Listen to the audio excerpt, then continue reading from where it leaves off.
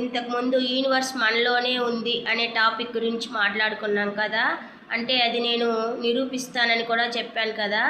ఇప్పుడు మనలో 70% వాటర్ ఉంది, ఈ యూనివర్స్లో కూడా 70% వాటర్ ఉంది. అంటే సేమ్ టు సేమ్, అంటే ఇది సైన్స్గా కూడా ప్రూవ్ అయింది.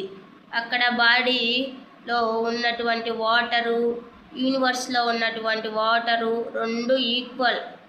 ఇది ఎలా జరుగుతుంది అంటే మనం విశ్వంలో ఉన్నాము, విశ్వం మనలోనూ ఉంది కాబట్టే జరుగుతూ ఉన్నది.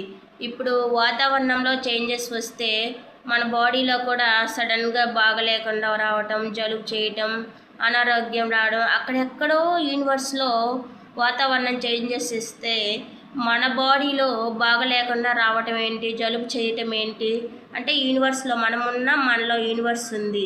ఈ విషయం మీరు బాగా ఆలోచించండి.